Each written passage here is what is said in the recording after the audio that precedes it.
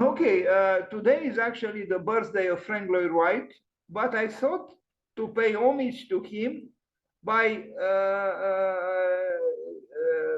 a method of comparative architecture. So I will compare 6 buildings by Frank Lloyd Wright with 6 buildings by Le Corbusier, and in this way we'll differentiate better, I would say, between these very important paradigmatic modern architects. So let's start.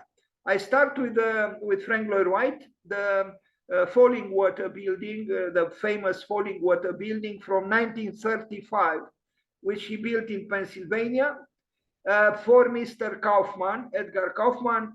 He was the client, and the building says a lot about Frank Lloyd Wright, but doesn't say a lot about Mr. Kaufman, who actually lived there and commissioned the house. Just a second, I don't know what's going on here. Okay, this is a picture at Taliesin where Frank Lloyd Wright received Mr. Kaufman, the client, talking about the building. Here is a picture of Frank Lloyd Wright with Mr. Kaufman and his son, David, I think was his name. The son of David Kaufman, he recommended Frank Lloyd Wright to, his father. And here are the clients, actually. On the left, the father, in the middle, the son, and on the right, the mother, the Kaufman family. David Kaufman was a student at Columbia, I think, at that time. And, he studied, I think, history of art, and was, a fan of Frank Lloyd Wright. So he recommended highly to his father and to his mother, I guess, as well, the great architect. So that's how it was born. Here we see a picture with, I think that's David Kaufman, and this is the wife, the late wife, so to speak, Ogivana, of Frank Lloyd Wright, after Frank Lloyd Wright died. Anyway, drawings for the famous building. I don't know if you know, but he had an eccentric idea. I read that initially he wanted to paint the concrete parts of the building, the parapets of these terraces, in gold, well, a shade of gold, and the discretion of the client made him settle for a pale pink. I visited it. And you see here in the drawing a very unusual detail where you have this concrete beam, which is a little bit curved here. And it's a little bit curved here because it is avoiding to go straight into a very slender, thin tree. It shows clearly, the affection Frank Lloyd Wright had for nature. So he avoided it. He curved the beam in order to allow the tree to live. I hope I have a picture with this. Anyway, one of the most publicized and well-known works by Frank Lloyd Wright, and also one of the most famous houses, the Falling Water building. When I visited it, it was there was a collection of money in order to restore it, because the engineers were actually correct. Assuming to build a building over the falling water, meant that actually the building became slowly, affected by this, extravagant choice from Wright, because most people would have built a building to look at the falling water, not to build on top of the falling water. Here you see that slender tree that curved beam avoided to collide with. Interesting, this building wanted to marry fire with water, an alchemical opus, because Frank Lloyd Wright was very fond of fire, and most of his domestic buildings, houses, had at the center fire. And here we see the water of the falling water, and the building, the willful building of Frank Lloyd Wright, almost attacking the falling water, building above it. And it was a surprise for everybody that he did so. This is inside the falling water living room. As you see, local big stones on the floor, which is not perfectly horizontal, or there are rocks from the nature outside. And here is the beam that I talked about, which is curved in order to allow the tree to live. Very nice gesture. Falling water during the construction. It's an adventure. Yesterday I invented the word, archiventure, from architecture and adventure. If we put them together, maybe predictably, nothing very special, you get archiventure. The falling water, here we see before the building was built, how the falling water was. And he chose the most dramatic, landscape to build the house. It's a huge forest around, and that's where he wanted to build the house. We saw this picture during the construction. Maybe this is Mr. Kaufman, the future inhabitant of the house. It was built with great effort and not with a very high technology. It doesn't matter. The building was built, and now we see the effects of taking too many risks and the great investment to repair the building. You see, it's supported with these steel parts in order to not have it fall apart. And I discovered this website, Structural Net case study, Frank Lloyd Wright's falling water. And here we see the present day, well, some years ago, people with the machineries and so on, equipped to save the building, working hard to save the building. Bravo to them. Frank Lloyd Wright, of course, ignored the advices of the engineers, but this was the price that apparently he didn't care too much. I read that one night Mr. Kaufman called Frank Lloyd Wright and told him, Frank is leaking the floor. I mean, there is a leakage from the ceiling. Water is coming into the living room, and Frank Lloyd Wright told him, well, Frank, well, Edgar, you don't have a pot? So anyway, this is an ingenious way of going closer to the water. You open, it's like a glass box. You see it open here, and you descend on the stairs, and you can contemplate the water, even put your feet in the water there. Lots of tourists, of course. In my opinion, the ceiling is rather low, but Frank Lloyd Wright was not the tallest man in the world. And sometimes I think maybe it affected the height he chose for some of his buildings.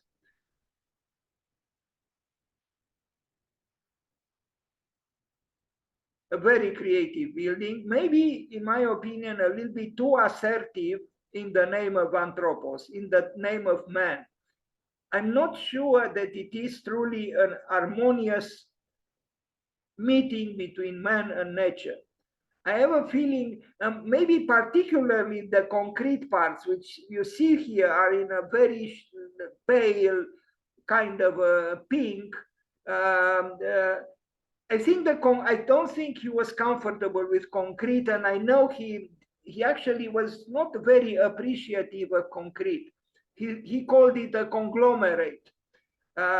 He used it sometimes, but it's there where I see the artificiality in a way of the building, the parapets and the concrete parts of the building somehow are an intrusion, I think, in the landscape.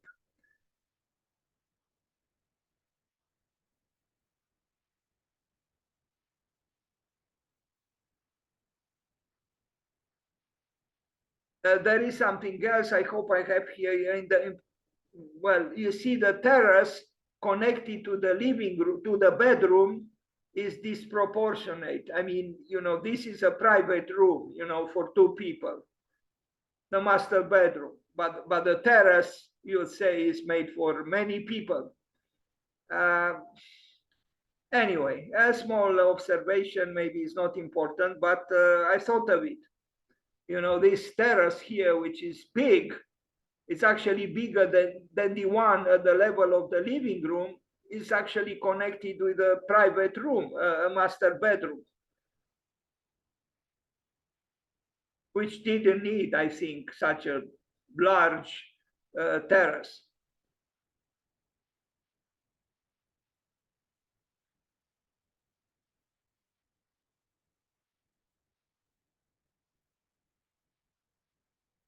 And you see it here.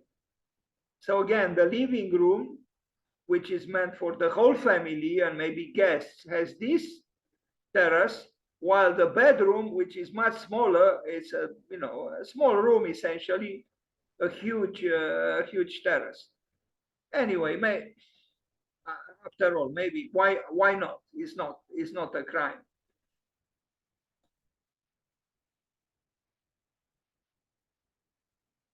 That's where that's the stair which leads to the water, and in order to be able to use it, you have that glass cage that you opened. Um, this is rendering. It almost looks like a rendering, doesn't it? I think he had a problem with concrete, and even the fact that he initially wanted to paint those the concrete parts in a shade of gold, and then he settled for a light pink, shows that he had troubles with concrete, and I kind of feel it here. There is concrete here too. This canopy, this. Which connects the main house with the guest house. Yeah, the more I look at it, the more I have the feeling that he didn't find the right solution. Here you see the light pink of the parapets that he didn't find in the end. But imagine they were gold. My God, my God! Even if a light shade of gold. By the way, he wanted to have, and he painted in a shade of gold his own receiving area in his studio in Oak Park in Chicago, because he wanted to give the impression that he was doing very well to receive more commissions, and that was one way to do it. An interesting man, Frank Lloyd Wright.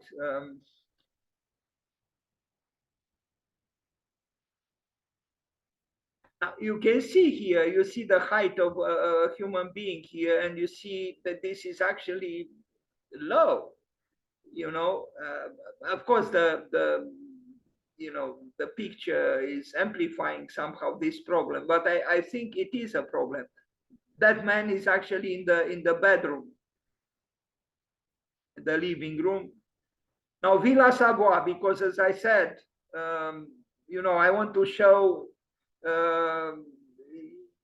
in a comparative way, 6 buildings by Frank Lloyd Wright and 6 buildings by Le Corbusier. So we looked at the paradigmatic falling water. Now we look at the paradigmatic Villa Savoie, 1928-1931 in Poissy, France.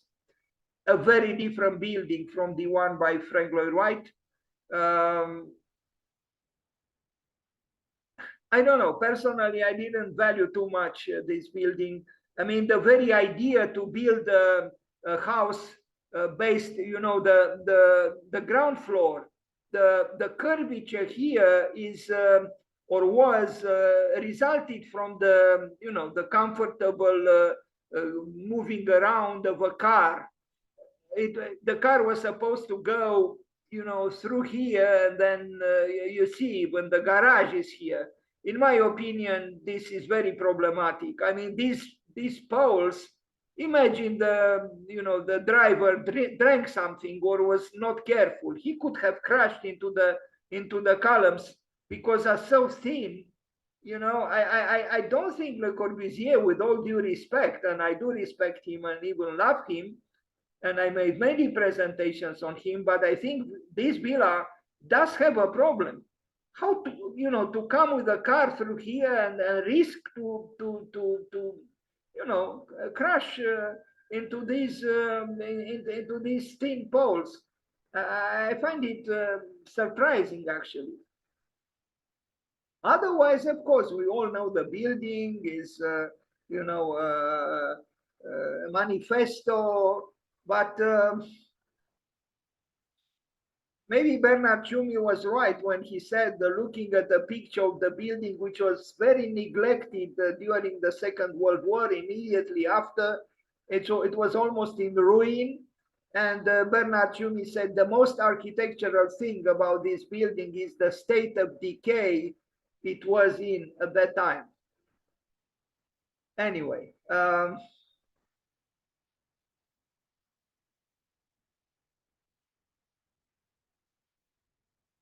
mean, really, you had to manipulate the car very carefully here, not to,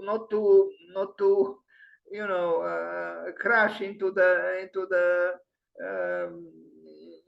the thin columns, le pilotis.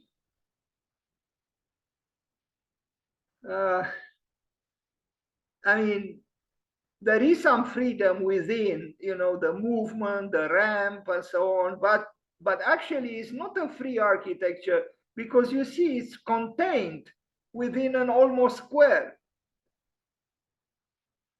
And the so-called free facade is not free, in my opinion. It's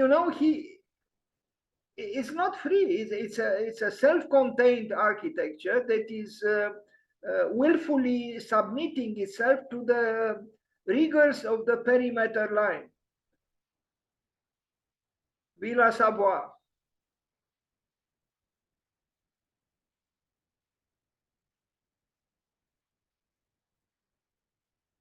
I visited it, yes. But I wasn't very impressed. In my opinion, Le Cabanon by Le Corbusier is more radical and more revolutionary than Villa Savoie. And very few people talk about it. Some chairs, which were probably done by his collaborator, and not by him. The gardener's house, which is similar, a little bit, burlesque, a little bit funny. So we have the, the building of the masters, of the clients, of the inhabitants, and then we have the gardener's house, a small version of Villa Savoie. I really find it a little bit amusing. Anyway, drawings. I read somewhere that some of these drawings, so-called study drawings for the buildings Le Corbusier built, were done after the buildings were built. I don't know if it's true, but that's what I read.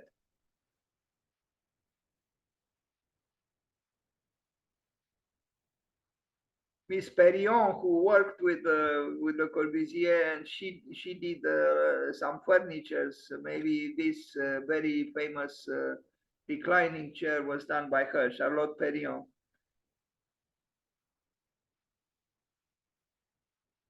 Now here we see something. I read somewhere that this bathroom, I think, I don't know exactly what happened and if anything happened, but I think Le Corbusier had some kind of a romantic entanglement with a lady of the house, with Miss or Mrs. Savoie, and this is the bathroom. And I guess she was supposed to recline here on this thing, and the architect maybe to sit, maybe not on these particular chairs, but on some kind of other chair, and admire the setting, so to speak. I don't know. Yeah, it was. There was, I guess, some truth in this, that there was a possible involvement at some level between the client, the feminine client, Miss maybe Savoie, and the architect. Anyway, who knows? There's so much whiteness, I would get tired of it, actually.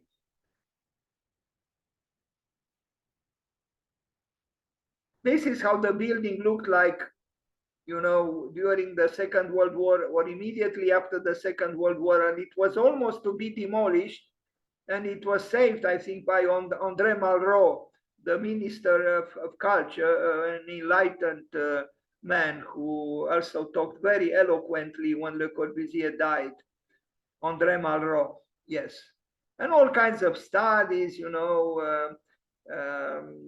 I don't know if Le Corbusier really conceived the building quite in this way, but, you know, researchers and all kinds of doctors in architecture, you know, they analyzed everything about the building. And here is the car coming. Le Corbusier, of course, loved cars. Architects in general love cars, even if they pollute the world. You see Bernard Tschumi on Villa Savoie. Architecture only survives. Well, the most architectural thing about this building is the state of decay in which it is. I already mentioned this. Architecture only survives where it negates the form that society expects of it, where it negates itself by transgressing the limits that history has set for it. Bernard Tschumi. And he has all kinds of manifestos that he wrote when he was young. To really appreciate architecture, you may even need to commit a murder. That's what Bernard Tschumi said. And this was the building, you know, when it was not restored or refurbished. And so it was a ruin at one point. Yeah, the truth is, there is somehow more life now here than in the white, splendid, pristine building. In the sad way, maybe. Villa Savoie is a cowshed with hay, 1950s. So it was used as a cowshed in 1950s.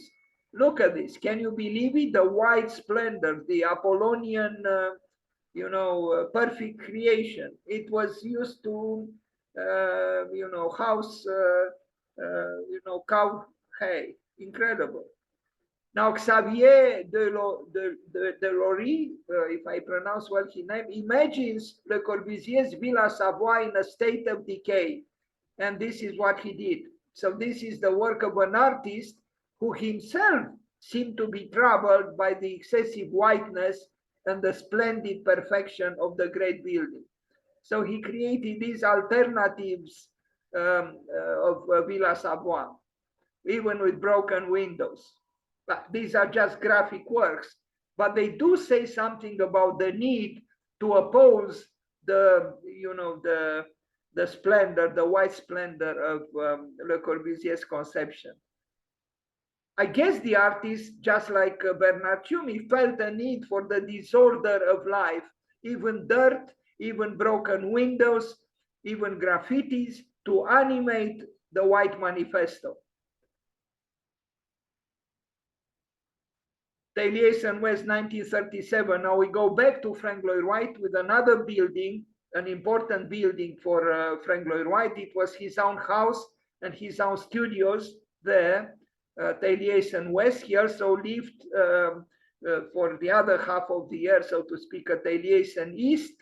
But, you know, he would go here when the weather was inviting there, and you know, look at him with a rather questionable hat on his head, and students around, mostly men, as I saw in some other pictures. It's a good building. It's a good campus. It's the place where architects and students, I mean architects, I'm talking about Frank Lloyd Wright, of course, mainly, although he probably had some, you know, apprentices, you know, more experienced.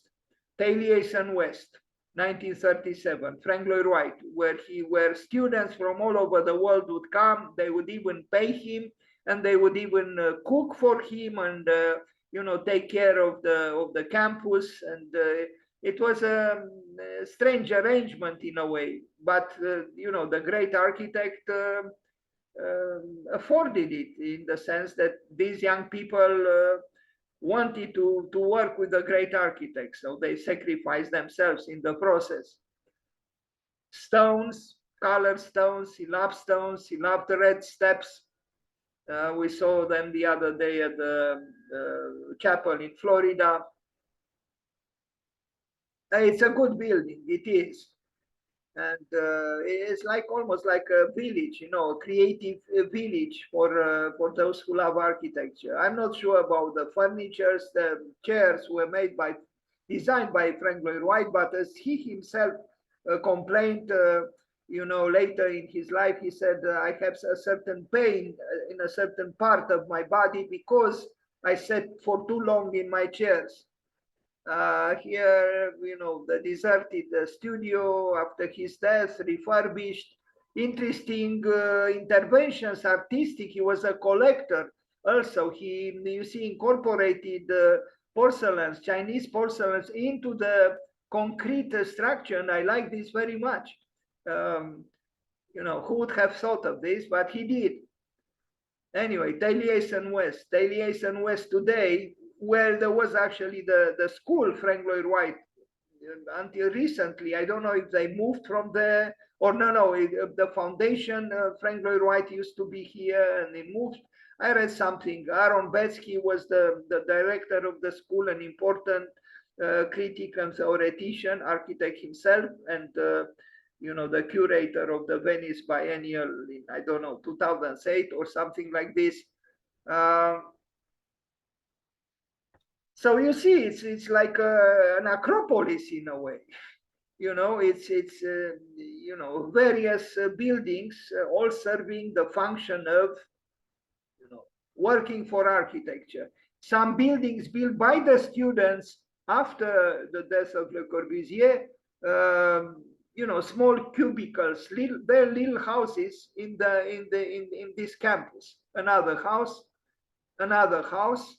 interesting little works. You see the student there still laboring to his own. This is interesting too, just a bed, you know, you jump in the bed and that's your little house. Why not? Creative and interesting. Taliesin West. Taliesin West, the students' lodging. I go a little bit quickly because I pray I will be able to finish the presentation because I don't have any memory left any longer in my laptop. And I was already warned that it could end the recording anytime.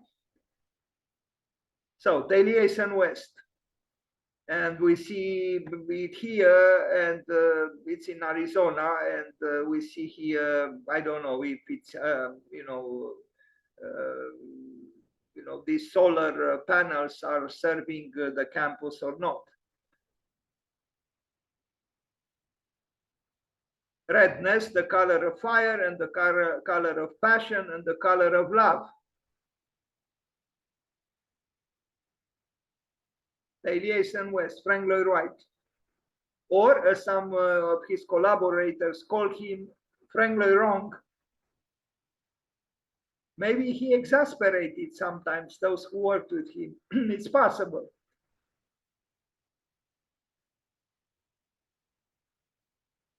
Here he is with the collaborators, only man, of course. Although he had some great women, at least Marion Griffin, she was the best draftsperson for Frank Lloyd Wright, and unfortunately she lived in his shadow. She was a very important architect herself. Marion Griffin.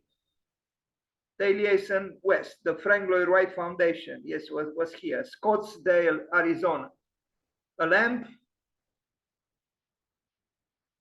door, which was an event in itself, although it seems a door to a space without glory, maybe some kind of a basement. And now, in opposition with the, you know, with the Acropolis in Scottsdale of Frank Lloyd Wright, I show a very different building, also for the same function. You know, the office and the abode, the house of Le Corbusier at the Mediterranean Sea, Le Cabanon, 1951. So we saw Tailies and West 1937. We see the Cabanon by Le Corbusier. And here we see the great architect in his office near Le Cabanon. Could you believe it? Look at the window. That's not the typical modernist building that he was advocating, horizontal and all the rest. He was working here for Chandigarh. You see drawings there on the wall for Chandigarh. And he's contemplating the Mediterranean Sea through the grandma window, if I am to call it so. Le Cabanon, as it is now, you see that box, wooden box is actually I am sarcastic, I'm joking, the ergonomic chair of Le Corbusier. These are, you know, pictures taken after his death. This is the plan. It's a 16 meters, 16 square meters little house. This is a revolutionary house because it is very sustainable and very economical, very modest. Look at this. Compare it with Tailies and West. It's impossible to compare them. I mean, you know, this is Le Corbusier. Before we saw Frank Lloyd Wright with plenty of people around him and with many buildings. This is the plan of the 16 square meters house with a door here that led into a restaurant. And he was probably the only consumer that was eating from this restaurant. And that's it, you know, 2 beds, one for his wife, one for him. When his wife died, she died before him, this bed disappeared from here. A sophisticated house, and there are studies, there are books published about this house. Look at this. You know, this is the most minimal house for the most maximalist architect, or one of them. Very interesting, and again, much more radical than Villa Savoie, no doubt. So again, we saw Tailies and West, the house of the architect, and we see Le Cabanon, the house of the architect, in nature. And of course, down there are, you know, travels, there is maybe even a foundation, organizations. This is the house, Le Cabanon. Compare it with Tailies and West. It is impossible. And the architect with the dog. And again, this is the plan of the house. We already looked at it. Some, you know, virtual or digital rendering. Maybe this was the original drawing of the house. It's a hut. It's the most modest hut possible, and that's what he conceived for himself. Bravo to him. This was, you see in the plan, this was the restaurant, and this was his own house, Le Cabanon, and this number 4 was his office there, 2 meters by 4 meters, meaning 8 meters, 8 square meters. And this is the house for Eileen Gray and Jean Badovich, you know, famous modernist house. Anyway, moving forward, here they are, Le Corbusier, his wife, and Jean Badovich, born and raised in Bucharest, a promoter of Le Corbusier and the editor of Architecture Vivante, if I'm not wrong. They were friends. And this is the house built by Eileen Gray and Jean Badovich, E1027. And that's what they mean. E from Eileen, 10 is for Jean because of the letter J. And then 2 is for Badovich because it's letter B, the second letter of the alphabet. And then 7, G from Gray, because so it's Eileen Gray, and then Jean Badovich is in her arms, so to speak. It's cryptically named the house, and this is the house. It's not by Le Corbusier, and it's not for Le Corbusier, but it's an important neighbor of Le Cabanon by Le Corbusier. A very interesting vicinity. They used to be friends. Le Corbusier was even accused that he, you know, vandalized a wall inside this famous modernist building by Eileen Gray and Jean Badovich. I'm not insisting on it because I have to rush, and this is not. Look at Le Corbusier, how comfortable, cozily so he was on the bed of Eileen Gray and Jean Badovich. There is even a film, a movie made recently about these three people: Eileen Gray, Jean Badovich, and Le Corbusier. You can see it. This is the drawing he allowed himself to inscribe in size on the wall without asking for permission from the owners of the house. This was Eileen Gray and her great modernist building, which you see here. And this was Jean Badovich. And this is the office of Le Corbusier, a few meters away from Le Cabanon, approximately 2 meters by 4 meters. Can you believe it?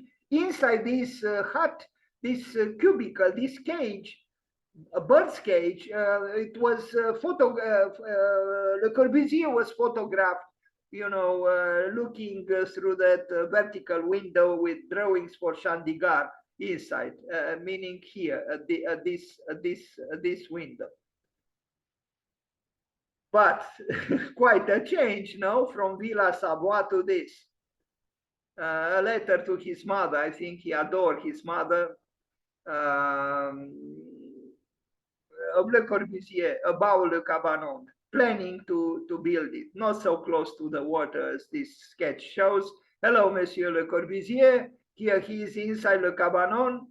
Again, Le Cabanon, a little house for Robinson Crusoe, maybe for a masochist. Too bad he wanted actually to multiply it, to have it mass produced. It would have been a great mistake. Fortunately, it was not done. Anyway, very interesting architect, full of contradictions, but contradictions sometimes mean life. And here we see the building by Eileen Gray and Jean Badovich, and here is the little so-called office of Le Corbusier. Here he is again, inside his so-called office, inside the Le Cabanon, looking at the Le Cabanon from the outside, some pictures from the inside, again, Le Cabanon, again, Le Cabanon. I hope you notice the greatly comfortable ergonomic chairs, those wooden boxes, I'm sure terrifyingly uncomfortable. The architect, Le Cabanon, Le Cabanon, the bed of the great architect. Here you see through the window the office, so to speak. We saw this picture already, the beautiful sea in which Le Corbusier died while swimming towards the sun. At 78, the door opened inside his so-called office, which obviously doesn't have foundations. It was probably carried by 4 moderately strong men and, you know, put there. Le Cabanon, Le Cabanon, Le Cabanon, Le Cabanon. Look at the windows. Look at the roofing. And yeah, drawing without glory, but his sketch has nerve, has life in it, and yes, you can tell. You can tell he was an important artist and an important architect. Anyway, paintings, of course, because what would the artist do without art? Hello, Monsieur Le Corbusier. You look good with that white hat. Yeah, so he died in this water here, swimming at 78. Some people think maybe he committed suicide. Who knows? Broadacre City, I rushed. This is the urbanism of Frank Lloyd Wright when he didn't have a lot of work, because the Americans punished him because of his romantic involvements outside of his marriage. He worked for, you see, more than 20 years on the Broadacre City, an urban planning, and Le Corbusier did too with Ville Radieuse, but very different conceptions. Broadacre City and you know, Ville Radieuse by Le Corbusier. We are going to see them in a dialectical relationship. So he had you know, aspirations towards you know, utopia, and so did Le Corbusier, because idealism cannot be removed totally from the hearts and minds of the architects who matter in this world. Despite the naivete and maybe even flamboyance and the rhetorics and so on, it's inevitable when you try to express your idealism to avoid a certain level of naivete and a certain level of, you know, even demagogy sometimes. Sorry to say it, but we are all humans. Even the geniuses of this world, even they are sometimes human. And it was even said, the sun, even the sun has, you know, spots of darkness or shadows. Broadacre City. He labored for many years on this because he tried to convince America, and of course he placed, you know, his own buildings here. We see the Tower of Johnson Wax here. Here we see the tower for 1 mile tall tower. Here we see Price Tower, or an approximation of it. So, you know, architects could be very naive, you know, even the greatest, you know, and so animated by their own ego, you know, to introduce in this, you know, urban development, their own projects. Really, it's actually amazing, the childishness of the greatest minds in architecture. Frank Lloyd Wright's Broadacre City, a nostalgia for pastoral or Arcadia, pastoral landscape turned into a utopian, and this is it. We saw already the drawing. Yes, we are dreamers, and it's nothing bad to be dreamers, but sometimes the dreams are so explicitly showing a crisis of the ego in a way. From the Frank Lloyd Wright, the model painted wood, the Frank Lloyd Wright Foundation archives, a huge model. And here he is with, you know, someone, I don't know who that someone is. He looks, anyway. Maybe a collaborator. And here they are, the students at, you know, his apprentices working together, you know, for this large model with which he wanted to revolutionize urbanism in the United States. Do you see any lady here? I don't see, I only see men. Man, and man again, with the master clearly at the center. The master again, surrounded by man. Plan Voisin, 1925, 1922, 1925 by Le Corbusier. So now we see Le Corbusier's vision about utopia, or, you know, so-called urban developments. He wanted to destroy Paris. Well, you know, it was not built. And I wonder if it would have been, by necessity, a great thing to do. Perhaps not. Perhaps those who criticize Le Corbusier are correct. But on the other hand, you know, maybe an experiment could have been done, if not in Paris, somewhere else. I don't know. But one thing is for sure, the great personalities in architecture want to change the world. They want to change the United States in terms of architecture. They want to change Paris in terms of architecture, and you cannot stop them because the you know, the passion and the madness sometimes, you know, the flamboyance of the ego, the desire to assert themselves is so big that you know, they could fall even into, you know, laughable naivete. Look at this. Would have been something like this? You know, the dream of humanity, with the madness of all those cars. I mean, from today, this is clearly an image of something to avoid. You know, but at that time he thought. And actually, you can psychoanalyze Le Corbusier by contemplating the town in Switzerland where he was built, which was very inhuman architecturally speaking. And I think that vision of living in that oppressive town he couldn't get rid of, and almost tried to monumentalize in Paris later on. The theories, of course, the modular, the proportions, and all the rest. But here is the architect with his hand like God's hand, pointing towards what Paris should do, in terms of so-called reason. But I'm actually glad this was not built. But on the other hand, I would have been curious to see it built. Here you see a rendering, a digital rendering of what this could have been, what this could have meant if it was built. It looks more human somehow in this, well, not excessively human, let's not exaggerate. But when I look at these, mega buildings, I become worried, actually.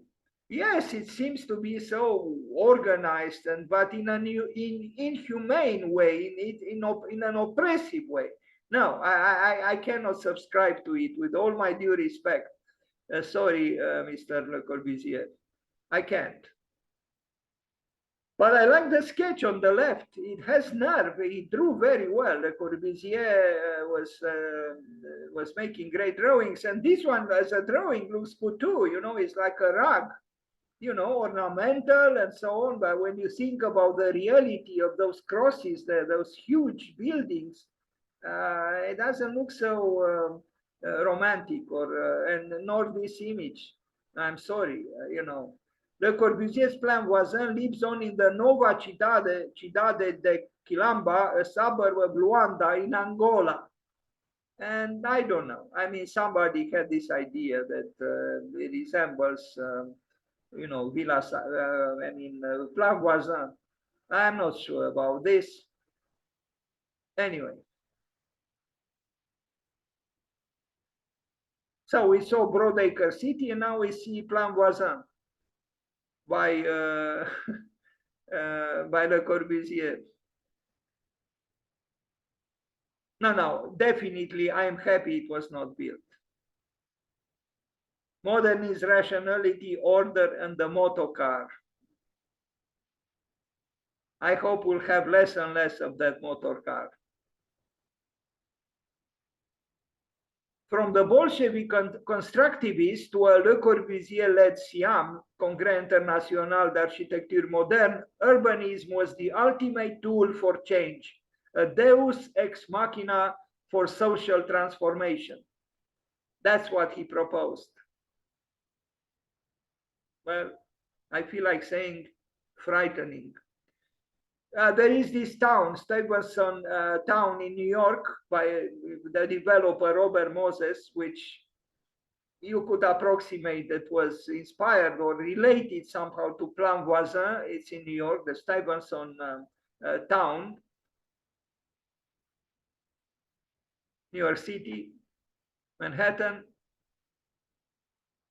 But the scale is not so big like in Le Corbusier's proposal, and that's a good thing.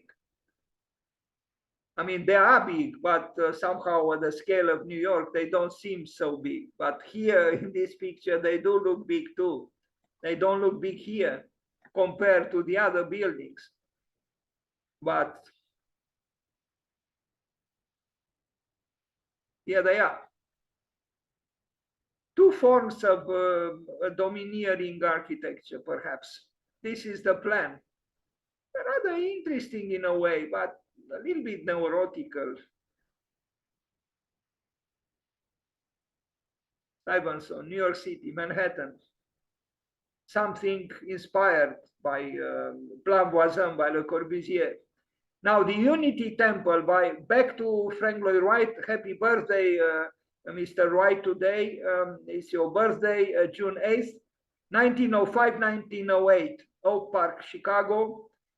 He built this temple, which I visited, more like a gathering place, a gathering room, a meeting room, luminous, square, powerful architecturally, but without that mystery, which perhaps a sacred building or a religious building should have. But the Unitarians, they didn't want the ideological iconography is present. So maybe for the Unity Temple, it was okay. It was the adequate expression, architecturally speaking. It's in Oak Park, where there are many houses built by Frank Lloyd Wright. This is the Unity Temple. The interior, luminous as it is, I presented it also the other day, maybe too luminous from my point of view, and a little bit lacking that romantic mysticism that maybe a place of worship should have. But again, this is a denominational religion that I'm not familiar with, so maybe it's adequately done. Maybe it's not even a so-called place of worship per se. The Unity Temple, Frank Lloyd Wright. Some working drawings from his office, everything designed, including the lamps. I rush a little bit because I want to be able to finish this presentation. We still have another building or two to show from both architects. And this I presented also yesterday. Stained glass windows in a modernistic way done. Frank Lloyd Wright didn't easily accept, just plain glass, and that's a good thing for the worship of God and the service of man. Unity Temple, good rendering, as always. They came from the office of Frank Lloyd Wright. Support, because here there were also problems. Look at the workers, just as they worked on the Falling Water building, now they had to restore the Unity Temple with great expenditures, of course. But great modern architects sometimes ignore the ways of building correctly, and in the name of space and spectacle, they sacrifice certain things. But people are happy inside, they get married. The temple is even making it into a Lego, and detail, ornament in concrete. And now we see a different kind of sacred building, if we are to call it so, by Le Corbusier, Saint-Pierre de Firminy-Vert, which was built after he died. He died in 1965, and this was built from 1971 to 2006 with efforts from the international community. And I'm glad it was built. It is a great building, unfortunately extremely cold. I visited it in the winter and it was freezing inside. That concrete is just deadly, but it looks very impressive. When was it designed? I guess in 1953, and it was built from 1971 onwards by an architect who took upon himself this task, and I think he did an excellent job. The building is built very, very well and very convincingly. I think Le Corbusier would have liked the job of this architect, who took upon him to transform a project into a built building, a great responsibility. Here we have a sketch by Le Corbusier from 1953. Is it 1953 or 1960? I think, yeah, 1953. And this is the building.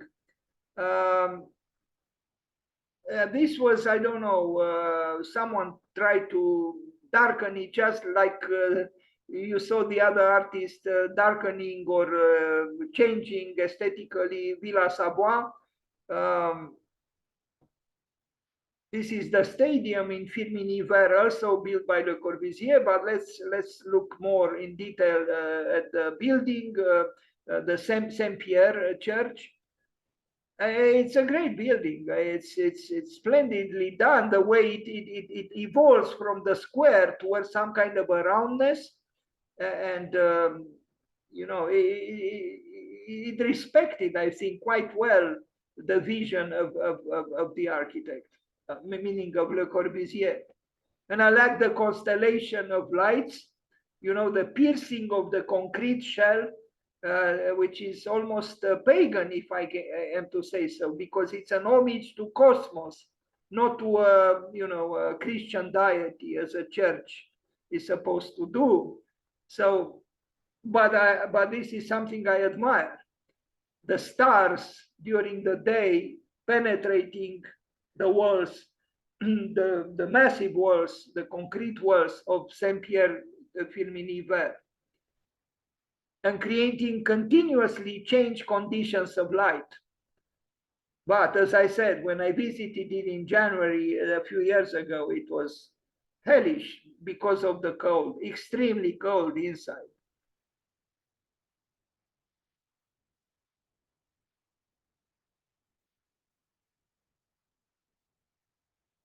So we saw Unity Temple by Frank Lloyd Wright, and now we see Saint-Pierre de Firminy-Vert by Le Corbusier, two so-called sacred buildings, two buildings dealing with religion, but from two architects who, in my opinion, they were not totally,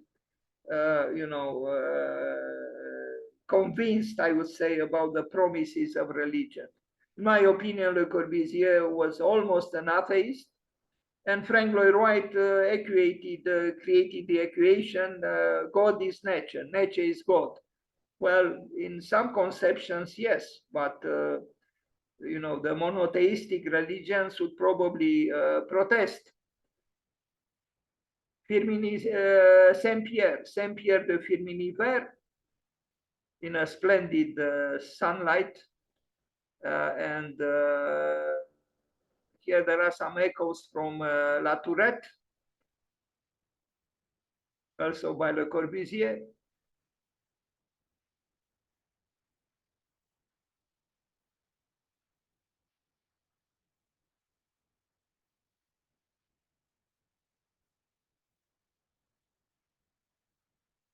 Too much concrete, in my opinion, and concrete pollutes a lot. But at that time, I guess there wasn't so much concern with the pollution that concrete generates.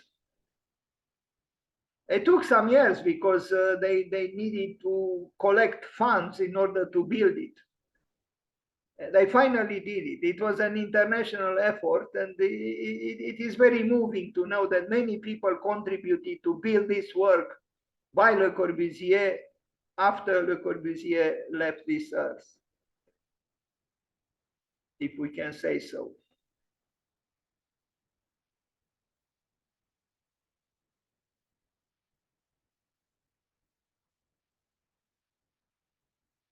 He has 4 buildings in Firminy-Vert. The church that we looked at, the stadium, a building dedicated to culture, the House of Culture, and Unité d'Habitation, the 4th one that he built, besides the other 3 in Marseille, Nantes, and Berlin. Some photogenic pictures, if I am to call them so. A picture is supposed to be itself a photograph, but to say a photogenic photo sounds strange, but somehow I felt like using it. This is Claudius Petit, a very interesting man. He was the mayor of Firminy-Vert, who was an advocate of Le Corbusier, sustained him a lot. And here you see them, Le Corbusier on the right and Claudius Petit facing us, the middle, so to speak, pointing towards Unité d'Habitation. Again, Claudius Petit and the political man is important in order to build such buildings, or any buildings that are public. And so the support of the politician is important. Here is, I love this picture of Le Corbusier with that disordered, multitude of books concentrated on his task to revolutionize the world, to revolutionize architecture, sometimes with debatable ideas. And this is the architect, I think a Spanish architect, if I'm not mistaken, or maybe French, who took upon himself to build the building by Le Corbusier after Le Corbusier died. Bravo to him. Great loyalty and we have to take our hats off in front of him. And here we see an interesting picture contemplating the wall of the church of Saint Pierre de Firminy-Vert. Two architects from the United States. With the one on the right, I was friends for a number of years, Levi Sutz, and the one on the right, Raymond Abraham, both teaching at Cooper Union at that time. Unfortunately, they are both gone. Levi Sutz died in 2012, and Raymond Abraham died a few years later in a car accident in Los Angeles. So two North American architects. Well, Raymond Abraham was born in Austria, but he taught and lived in New York City. So both crossed the ocean at a certain age, as you can see, in order to see this building by Le Corbusier, Saint Pierre de Firminy-Vert. Now the Guggenheim Museum in New York, back to Frank Lloyd Wright. Happy birthday, Mr. Wright. You all know this building. We'll go very quickly through it. A great museum. A museum which you do not know, but it was meant to take the elevator from the bottom and go first all the way to the top and then descend on the ramp. But because they built a small elevator, this cannot be done. So most people walk up on the ramp and then come down on the same ramp. But that's not what Frank Lloyd Wright intended, from what I read.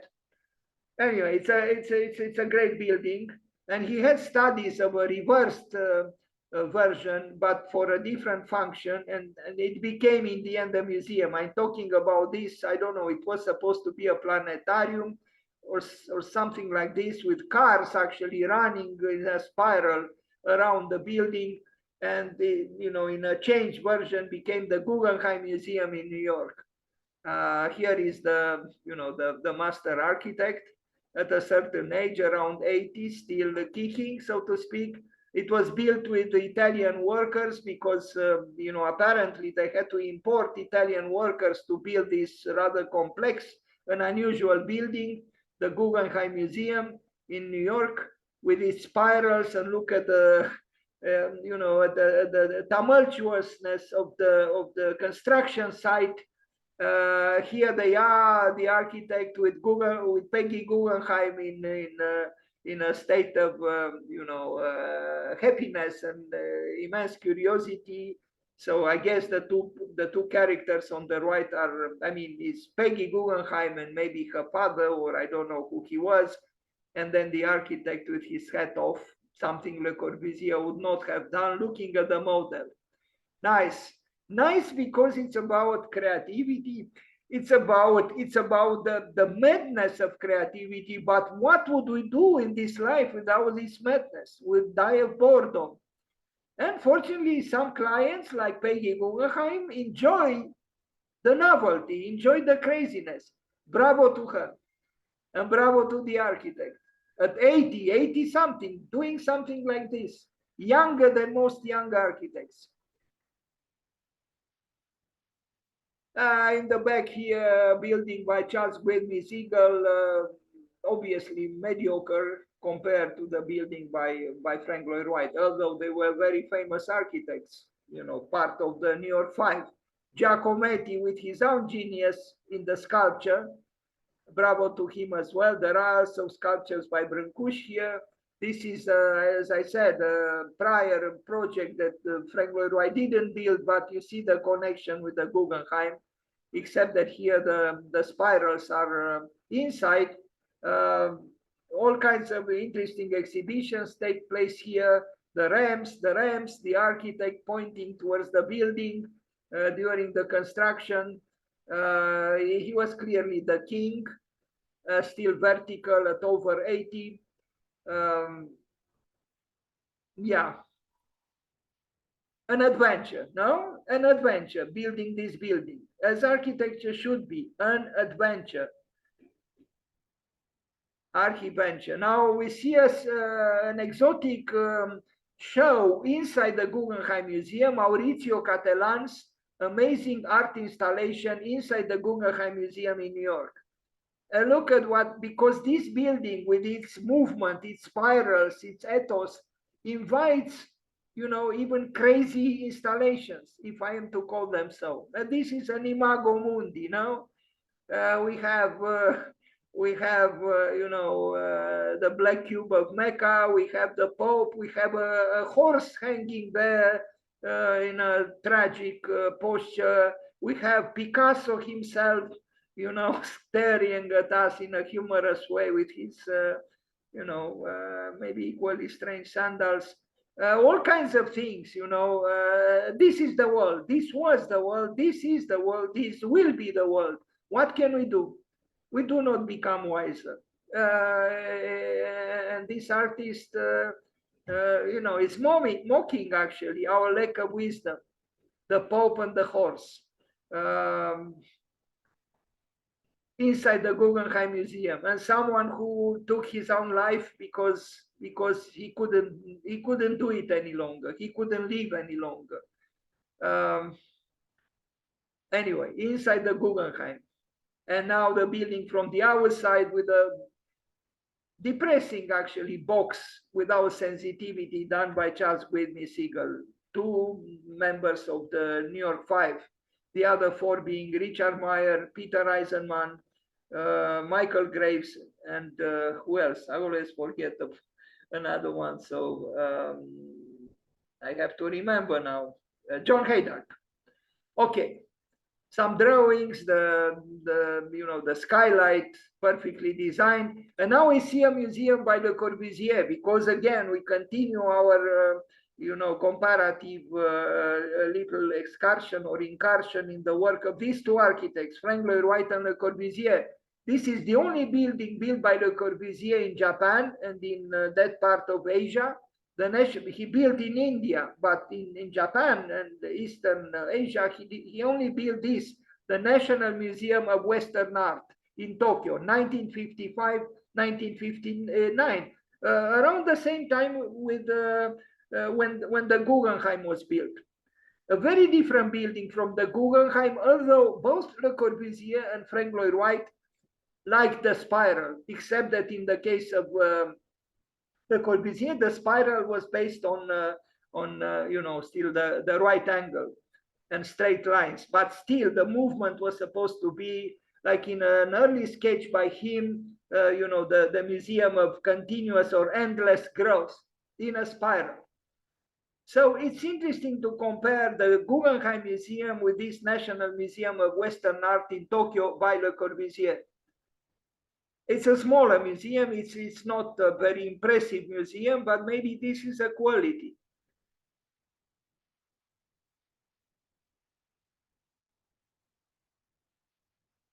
Well, based on the square as well, although we saw Le Corbusier was able to assume fluidities of line and walls and so on at Ronchamp. Museum Unlimited Growth. The Museum of Unlimited, sorry, the N is missing there. The Museum of Unlimited Growth. This is a sketch by Le Corbusier, project from 1931, and you see the museum here. So based on a spiral, but very different from the Guggenheim. But it was supposed to start from the center and through a Cartesian spiral, if I can say so, grow. The Museum of Endless Growth. Because yes, you know, humans keep producing art. And actually, when you look at the elevations, here we see something not quite different from the Guggenheim as it was built. And in fact, it's more similar to that. I don't know if it was a planetarium, that project that Frank Lloyd Wright did prior to building and projecting the Guggenheim. Not very different. So it's very interesting that Le Corbusier and Frank Lloyd Wright, in certain respects, sometimes they met, although they were very different personalities. The way the building was built is different, of course, from these, you know, so-called conceptual sketches from earlier times. Anyway, in Tokyo, the Museum of the Museum of Western Art in Tokyo. You see it here. Le Corbusier. the model, the building.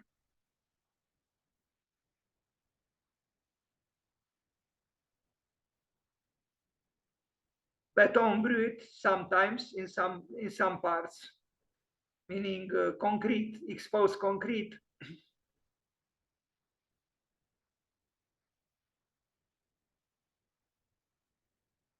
Well, these are, imaginings done after the building was built and after Le Corbusier died.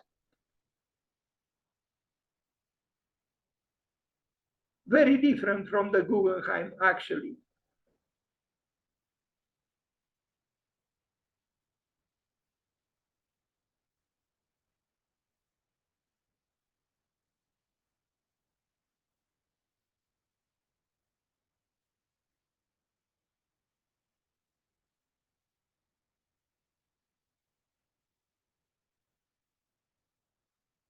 Even the shows are different from what we saw in that installation by Maurizio.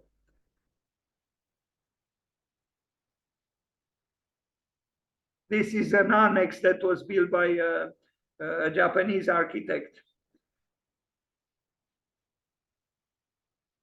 Now, with this I end, and I hope that I will be able to finalize this presentation, comparative presentation. I show two houses by Frank Lloyd Wright and Le Corbusier. We start with Frank Lloyd Wright, the Kunli house, a great house. I remember I danced around it when I arrived there. This never happened to me before and after. The Kunli house in Riverside, Illinois, from 1908 to 1912. I like this house very much. These are some renderings by Frank Lloyd Wright. It's a great house. I almost said that I felt more attracted to this house than to the Falling Water. Some years ago, you could have bought a portion of this building. It was on sale, the garage or certain parts of the building.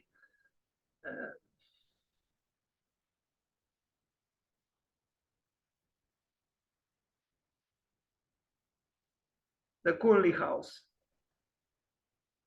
I couldn't enter the estate, but I danced around the fence outside of the house. But I have great memory of this. This never happened to me, to dance around the building, even from a distance, because it was not so close to the fence.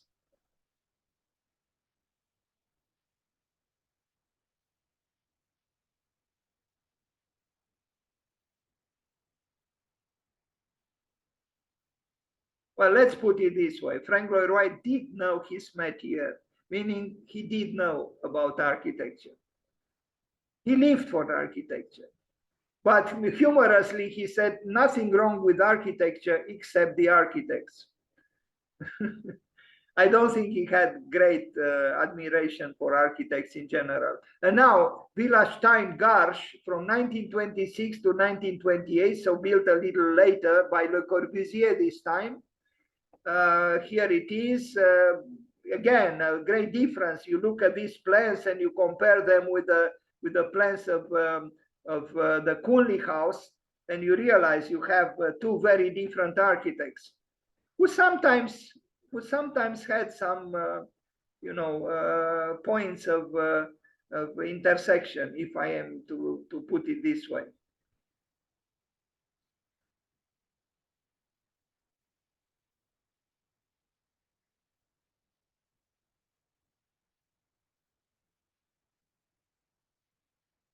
This building looks so, almost contemporary, but the car shows when it was actually built, almost 100 years ago.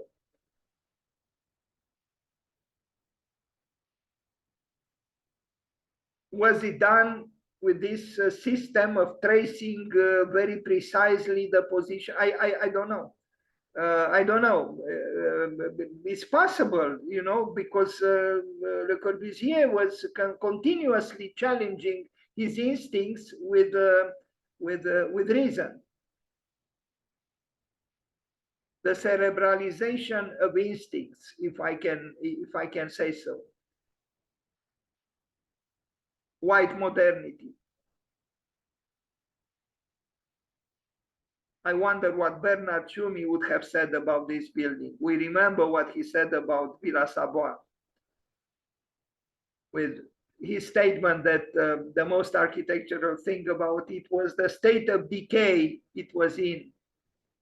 A provocative statement, of course, maybe from a pessimistically inclined Bernard Tschumi at that time, before he won the competition for Parc La Villette in Paris and then launching himself into a very successful career. If I am to mention just, being the dean at Columbia University for 15 years. And here is the architect, happy-go-lucky, almost in his, fancy car, living the, the manifesto, the architectural manifesto.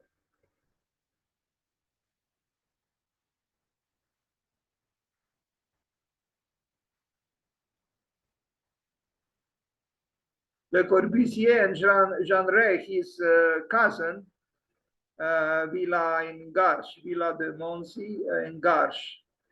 And here there was a comparison with the Villa Malcontenta. Well, the analysis of the proportional read. The analysis come afterwards. Villa Stein in Garches in Paris, 1926, 1928.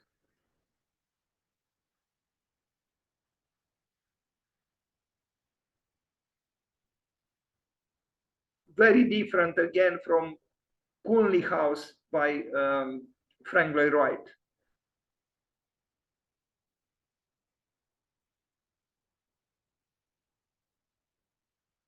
In a way, more so-called novel and revolutionary, but more divorced in a way from nature, more divorced from the earth. But this was not a preoccupation for Le Corbusier to have his building spring from the earth, as it was the preoccupation for Frank Lloyd Wright. Villa Stein, Garches, France.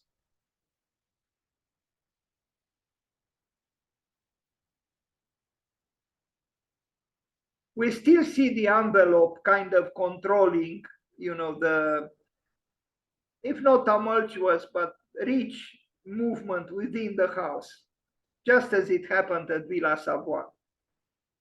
I guess he needed this container in order to agitate matters or things within the house. That's it. So, because today is the birthday of Frank Lloyd Wright and not of Le Corbusier, let's just say happy birthday, Frank Lloyd Wright. And thank you for being here today.